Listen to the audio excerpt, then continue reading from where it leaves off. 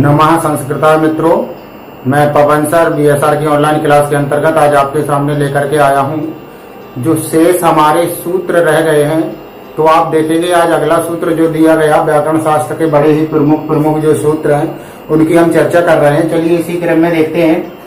अगला है स्थानीय और आदेश। हमें ये समझना है कि स्थानीय और आदेश किसे कहते हैं। ये संधि में बड़ा ही काम किया टॉपिक है। स्थानीय और आदेश कभी कभी पूछ दिया जाता है कि यहाँ पर संधि हुई है तो स्थानीय वर्ण कौन सा है, आदेश वर्ण कौन सा है। ठीक है, तो इसमें हम जानेंगे स्थानीय और आदेश क्या होता है। देखिए, किसी वर्ण का स्थानीय पहले हम देखेंगे किसी वर्ण को या शब्द को हटा करके, किसी वर्ण को या शब्द को हटाकर जब उसकी जगह कोई वर्ण या शब्द है उसे हटा दिया और उसकी जगह कोई दूसरा वर्ण या शब्द आकर बैठ जाता है, कोई दूसरा वर्ण या शब्द आकर के बैठ जाता है, तब जिसे हटाया जाता है, जिसे क्या किया जाता है, हटाया जाता है, उसे क्या कहते हैं, हम स्थानीय वर्ण कहते हैं। क्या कहते हैं, माना कि कोई वर्ण या शब्द है और उसको कोई हटा दे और उसकी जगह आकर के कोई दूसरा बैठ जाए, तो जो हटाया गया है, क्या किया गया है, जिसे हटाया गया है उसे स्थानीय वर्ण कहते हैं। जैसे देखें, लिखा है प्रति प्लस एक, तो देखिए यहां पर क्या है कि प्रत्येक हुआ है, यहां ई को हटा करके या बैठ गया, तो अतः ई स्थानीय है। क्या है, ई जो है वो कैसा है, स्थानीय है। ठीक है, चलिए आदेश देख लें पहले। जो स्थानीय की जगह आकर बैठता है, जो स्थानीय वर्ण की जगह या शब्द की जगह आकर के बैठता है, उसे हम क्या कहते हैं, आदेश कहते हैं। बस इतना याद रखना है कि कोई शब्द या वर्ण है उसे जब हटाया जाता है, उसे जब हटाया जाता है और उसकी जगह कोई जो दूसरा आकर के बैठता है, ठीक है, तो जिसे हटाया गया वह क्या हो गया, स्थानीय हो गया, क्योंकि वो अपने स्थान पर था पहले से, तो वह स्थानीय हो गया। और उसकी जगह जो आकर के बैठा है वह क्या हो गया, आदेश हो गया। उसको हटा करके दूसरा बैठ गया, जो दूसरा बैठा है वह क्या हुआ, आदेश हुआ। ठीक है, अब देखिए इसी उदाहरण से हम दोनों समझ लेंगे। लिखा है प्रति प्लस एक, यानी कि प्रत्येक, यहाँ ई को हटा करके, क्या है यहाँ पर, ई को हटाकर उसके स्थान पर या आया, क्या आया, या आया। ठीक है, बैठ गया, अतः ई स्थानीय है और यह जो है वो क्या है, आदेश, आदेश हुआ है। ई को हटा करके क्या आदेश हुआ है कि या बनने का, क्या बनने का, तो आदेश वर्ण या हो गया और ई जो है वह आपका क्या है, स्थानीय है। ठीक है, अगला टॉपिक देखेंगे हम क्या है। जो अगला है आपका, इसमें दिया गया एक पॉइंट और, एक वर्ण को हटाकर उसकी जगह, एक वर्ण को हटाकर उसकी जगह दूसरे वर्ण का आदेश जिसके कारण होता है उसे हम निमित्त कहते हैं। अब हम क्या देख रहे हैं, निमित्त। क्या देख रहे हैं, निमित्त। ठीक है, निमित्त किसे कहते हैं, एक वर्ण को हटाया गया, वह स्थानीय हो गया जिसे हटाया गया, और उसकी जगह जो आकर बैठा वह क्या हो गया, आदेश हो गया, और जिसके कारण हटाया गया उसे हम क्या कहते हैं, निमित्त कहते हैं। क्या कहते हैं, निमित्त कहते हैं। जैसे लिखा है प्रति प्लस एक, प्रत्येक में ई स्थानीय के स्थान पर या आदेश हुआ है, पहले भी पढ़ चुके हैं, लेकिन किसके कारण हुआ है, ए के कारण हुआ है। किस स्वर के कारण हुआ है, ए स्वर के। ठीक है, तो ए जो स्वर है उसके कारण हुआ है, अतः ए जो है वह क्या है, निमित्त है। ठीक है, ये हो गया आपका। अब देखिए मोटी मोटी बात समझे रखिएगा। कोई संधि की हमने, क्या की, कोई हमने संधि की, जैसे लिखा है इसमें प्रति प्लस एक, क्या लिखा है आपका, प्रति, दिख रहा होगा, चलो ठीक है, प्रति प्लस एक लिखा हमने। ठीक है, तो इसमें क्या है, यहाँ पर ई है और यहाँ पर ए है, तो ई जो है ये तो स्थानीय है। क्या है, ये ई जो है यह क्या है, स्थानीय है। क्या है, ये स्थानीय है।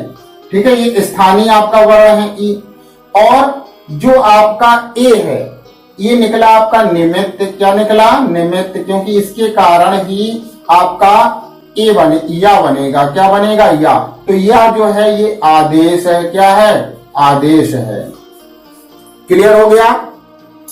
तो प्रति में ई जो है वो स्थानीय वर्ण है और जो ए है वह क्या है, निमित्त है, और या जो है वह आदेश है। तीन हमने डेफिनेशन जान ली है। ठीक है, बस इतना जाने रखिएगा कि निमित्त क्या है, आदेश क्या है और स्थानीय क्या है। स्थानीय का मतलब जो पहले से अपने स्थान पर है। स्थान पर कौन है आपका, ई, ठीक है ना। और इसकी जगह क्या हुआ है या, तो वह आदेश हो गया। वो किसके कारण हुआ, तो कारण को ही हम निमित्त कहते हैं। ठीक है, चलिए आगे देखेंगे। आगे दिया गया आपका आगम, क्या दिया गया है, आगम। जो वर्ण किसी वर्ण को हटाए बिना आकर बैठ जाए, जो वर्ण किसी वर्ण को हटाए बिना आकर बैठ जाता है तो उसे हम आगम कहते हैं। क्या कहते हैं, आगम कहते हैं। ठीक है, तो जो वर्ण किसी वर्ण को हटाए बिना आकर बैठ जाता है तो उसे हम क्या कहते हैं, आगम कहते हैं। ठीक है, क्लियर हो गया इतना। आगम कैसे कहते हैं, जो वर्ण किसी को हटाए ना या शब्द किसी को हटाए ना और आकर के सीधा बैठ जाए, किसी से कोई प्रॉब्लम नहीं हो, दिक्कत ना हो, तो उसे हम क्या कहेंगे, आगम कहते हैं। जैसे सम प्लस सुट प्लस प्लस कित प्रत्यय। ठीक है, तो संस्कृत बना, यहाँ सुट का आगम हुआ है। किसका आगम हुआ है, सुट का। इससे किसी को कोई दिक्कत नहीं हुई, तो इसलिए इसे कहा गया है मित्र वदागमः। क्या कहा गया है, मित्र वद आगमः। ठीक है, मित्रता की तरह, मित्र की तरह होता है। कैसा होता है, मित्रता की तरह। और जो आपका आदेश है ये शत्रुवद है, आदेशः। समझ में आ गया, ये शत्रु के समान, आदेश को क्या माना गया है, शत्रु के समान माना गया है। क्लियर हो गया इतना, क्योंकि वह दूसरे को हटा करके, तो व्याकरण शास्त्र में आदेश को शत्रु के समान और व्याकरण शास्त्र में आगम को एक मित्र के समान बतलाया गया। ठीक है, इसको एक क्लिप ले लीजिए तब तक। और चलिए अब अगला सूत्र देखते हैं। अगली संज्ञा है उपसर्ग संज्ञा। क्या है, उपसर्ग संज्ञा। ठीक है, तो सूत्र होता है इसका उपसर्गः क्रिया योगे। क्या होता है, उपसर्गः क्रिया योगे। तो सूत्रार्थ है प्रादि, यानी प्रादि का तात्पर्य हम बता चुके हैं। प्रादि का तात्पर्य क्या होता है, शब्द। तो प्रादि जब किसी क्रिया के साथ लगते हैं, यानी शब्द जो है जब किसी क्रिया के साथ लगते हैं तब इनकी उपसर्ग संज्ञा होती है। कौन सी संज्ञा होती है, उपसर्ग संज्ञा होती है। ठीक है, तो उपसर्गों की संख्या कितनी है, संस्कृत में उपसर्गों की संख्या है 22। कितनी है, 22। संस्कृत में उपसर्ग कितने हैं, 22। अगर आपको यही 22 उपसर्ग मालूम है तो संस्कृत में कोई भी क्वेश्चन उपसर्ग से नहीं छूटेगा, क्योंकि इसमें पूछा जाता है कि इस शब्द में उपसर्ग कौन सा है। ठीक है, तो इन्हीं 22 में से ही ऑप्शन मिलेगा आपको, इन्हीं 22 में से विकल्प मिलेगा। इस 22 से कोई 23वां नहीं जाएगा। तो संस्कृत में कुल मिलाकर के उपसर्गों की संख्या कितनी है, 22। पहला है पर, फिर परा, अप, सम, अनु, औ, निस, निर, दोष, दुर, वी, आंग, नी, अधि, अपि, अति, सु, उत, अभि, प्रति, परि, उप। ठीक है, इस तरह से आपके कितने उपसर्ग हो गए, 22 उपसर्ग हो गए। इन 22 से कोई 23वां नहीं आएगा विकल्प में आपके पास। ठीक है, चलिए आशा करता हूं समझ में आया होगा। इसके बाद देखेंगे अब हम कारक। क्या देखेंगे, कारक। कारक का तात्पर्य होता है, यानी विच्छेद करेंगे तो किर प्लस एंडबल, यानी कि कारकम, अर्थात क्रियाम करोति इति कारकम। क्या है, क्रियाम। कारक के बारे में हम पहला वीडियो देखें आप, कारक परिचय, उसमें अच्छे से समझाया गया है।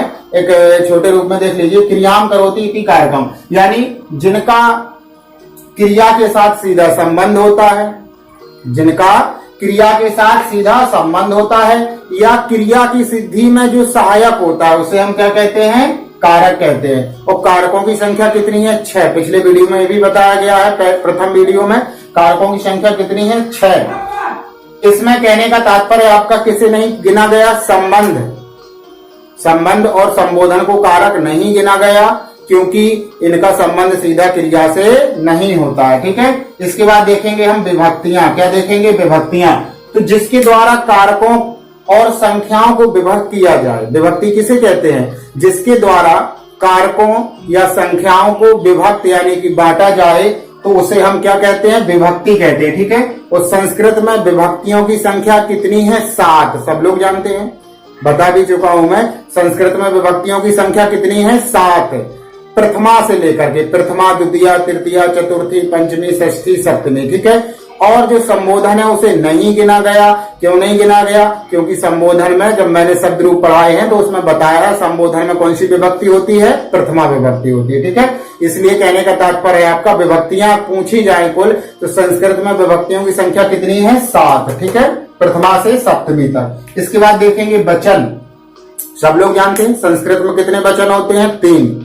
एक वचन, द्विवचन और बहुवचन। ठीक है, तो एक वचन में क्या होता है कि जब हम किसी एक वस्तु या एक व्यक्ति का जो हमें बोध कराता है उसे हम क्या कहते हैं, एक वचन कहते हैं। जैसे हरि, ठीक है ना, और कहने का मतलब रामा, गुरु, ठीक है, ये सब क्या है, एक वचन है। ठीक है, लिखा भी आपका जैसे रामा हरि गुरु, एक वस्तु है, एक व्यक्ति का बोध है। इसके बाद द्विवचन में क्या है, द्विवचन में डबल हो गया, यानी कि जहां पर दो वस्तुओं या दो व्यक्तियों का बोध हो हमें, तो वहां पर क्या होगा, आपका द्विवचन होगा। जैसे इसी में हो जाएगा रामा, यानी विसर्ग भी और दीर्घ मां है आपका, ठीक है।